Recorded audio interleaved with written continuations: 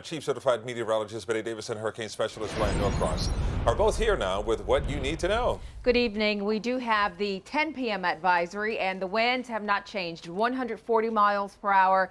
Pressure still at 942 millibars, Bryan, and it's stationary still over Grand Bahama Island. It's unbelievable. It's actually sinking south just a little bit. I'll show you that in just a second. But I just want to point out the 140 miles. Okay, this was 185 miles an hour at one point. But if this storm were increasing in intensity and had gotten up to 140 miles an hour, we would be saying, oh, this is unbelievably bad for wherever that's going to hit. So the fact that it's come down to that, it just kind of warps your mind a little bit to think that we've been dealing with something that's so close to the high end.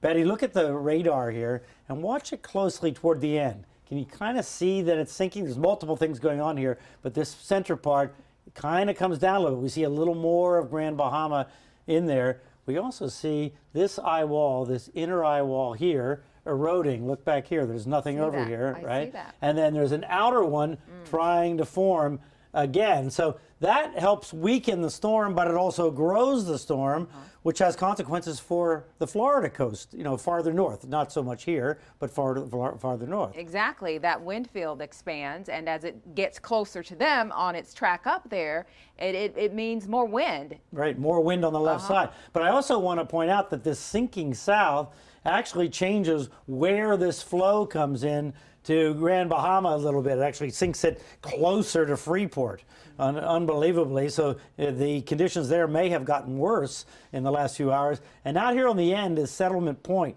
And that'll come in. We'll show you that in just a second, the wind speeds out there, because we do have good measurements from that spot.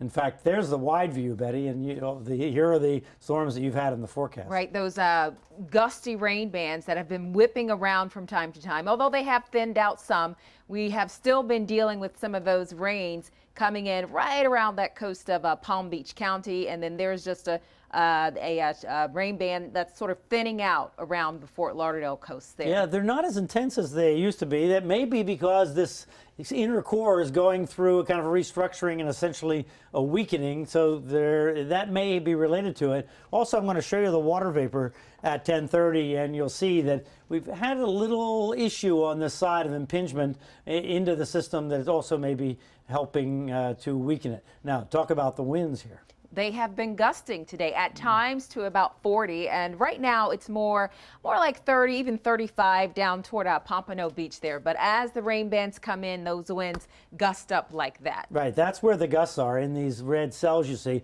Look at this one. That's the Settlement Point that I was telling you about. That was up to 78, and you can see that new eye wall trying to form right in that area there. So the extra wind there may have been reflective of something coming around that new just forming eye wall. But boy, it's just relentless. It's like it was in Marsh Harbor. Now in Grand Bahama, it's really sad and unbelievable. Absolutely. Now more on the winds and the kinds of winds we're expecting with Dorian here. We're already getting it, but expecting to ramp those winds up as the storm eventually starts to move just enough. Just enough. So here's the edge of the National Hurricane Center's forecast radius of winds of 40 miles per hour or higher. Now watch that here, a reference to Broward County. So you see it just offshore of Broward. It's already into Palm Beach County, according to this forecast. Here it comes, just pushes in, in the early morning hours. Right. So that would be the peak of when these tropical storm force winds and maybe some tropical storm force gusts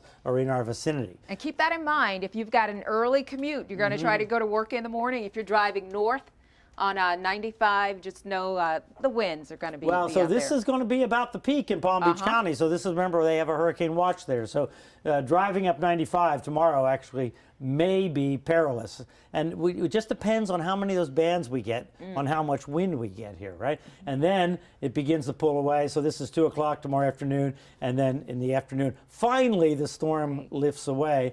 2 o'clock in the afternoon, still in Marsh Harbor, tropical storm winds, still in Grand Bahama with the hurricane force gusts, but by late afternoon, it'll move away. And according to what we heard from Bahamian radio, they're going to try and get some communication into Marsh Harbor and Great Abaco, because nobody there can contact anybody except with a satellite phone on that island. Just astounding. This has been going for more than a day there. Oh. Right, it's been going on for nearly 2 days there. So then, as you see, through the day tomorrow, it lifts out, and Grand Bahama will be the last one for it to actually leave.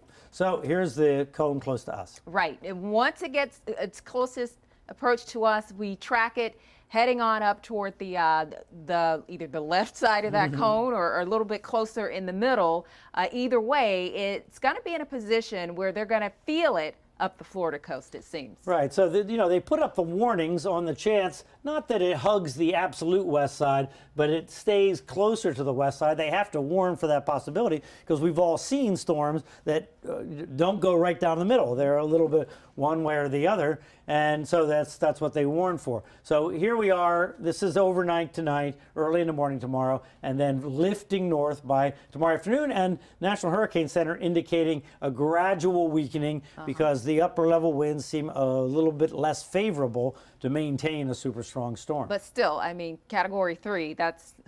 Yes, it's a Category 3 storm. Now, the odds are it stays offshore, but notice, even if it's in the middle of the cone, it's closer to all these areas than it is to us, right? Than it ever got anywhere near us, half the distance. So that's why they have hurricane warnings up all along the coast there. And then it moves on up to the Carolinas and maybe even brushes in the Northeast. So everybody has got to be watching for that. So we've got a lot more Dorian left to come, Nicole.